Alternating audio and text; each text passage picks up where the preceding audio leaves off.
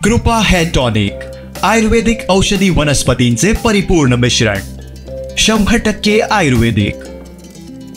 तर ठाकरे शिवसेना करूळ घाटातून वाहतूक सुरू करणार असल्याचा इशारा सतीश सावंत यांनी दिलाय।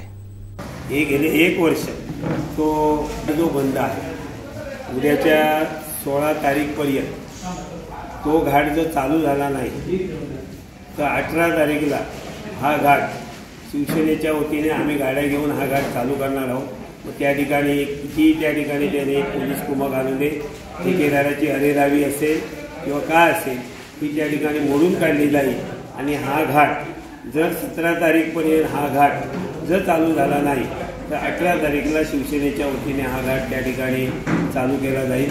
त्याच पद्धतीने या तालुक्यामध्ये वेगवेगळ्या प्रकारची जी धरणाची कामं चालू आहेत, फक्त या ठिकाणी ठेकेदारांची बिलं त्या ठिकाणी होत आहेत, काही कामं निकृष्ट दर्जाची होत आहेत। पण आजही या ठिकाणी धरणाचे अरुणा प्रकल्प असेल, लानिवडा असेल, जी धरणाची 8-9 या ठिकाणी लघु पाटबंधाऱ्याच्या अंतर्गत धरणांची कामं चालू आहेत। अद्यापही शेतकऱ्यांचे पैसे मिळत नाही आहेत आणि या संदर्भात ज्या शेतकऱ्यांच्या तक्रारी असतील त्या त्यांनी आमचे तालुका प्रमुख मंगेश लोके यांच्याकडे तक्रारी द्याव्यात। या संदर्भात सुद्धा भूसंपादन अधिकारी असतील, जिल्हाधिकाऱ्यांची आम्ही सन्माननीय आमदार वैभवजी नाईक यांच्या नेतृत्वाखाली भेट घेऊ आणि जे आमचे प्रकल्पग्रस्त आहेत या प्रकल्पग्रस्तांना या ठिकाणी रस्त्यावर सोडण्याचं काम इथल्या सरकारने केलेलं आहे।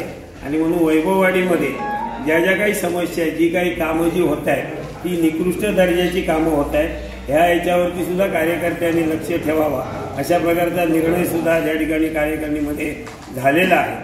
आणि म्हणून येणाऱ्या 17 तारीखपर्यंत बावडा घाट चालू होणं, भुई बावडा घाटाची चांगली डागडुजी करणं आणि या ठिकाणी संघटना जी आहे ती संघटना या ठिकाणी वैभववाडीची बळकट करणं आणि उद्याच्या येणाऱ्या जिल्हा परिषद पंचायत समितीच्या निवडणुका ज्या आहेत अत्यंत मोठ्या ताकदीने या ठिकाणी शिवसेना उद्धव बाळासाहेब ठाकरे पक्षाच्या वतीने आम्ही लढवण्याचा निर्धार या ठिकाणी वैभववाडी कार्यकारिणीने केलेला आहे।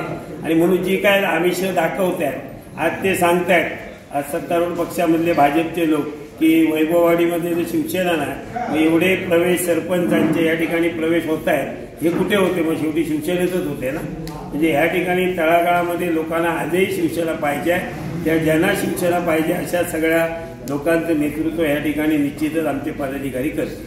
निवडणूक आचारसंहिता होती त्यामुळे आम्ही स्थगित केलं होतं आणि वारंवार आता तो सांगतोय आता हे अंतिम आहे, त्याच्यामध्ये 18 तारीखला कुठेही आमची माघार असणार नाही आहे। आचारसंहितेमध्ये आम्ही 11 नोव्हेंबरला आम्ही थांबलेलो होतो।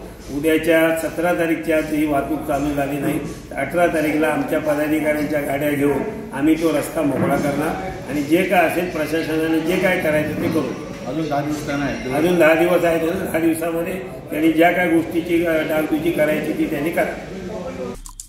आमचे दिवसभरातले सर्व अपडेट्स, ताज्या घडामोडी आणि थेट लाईव्ह पाहण्यासाठी सबस्क्राइब करा, लाईक करा कोकणचं नंबर 1 महा चॅनल कोकण 7 लाईव्हचं YouTube चॅनल।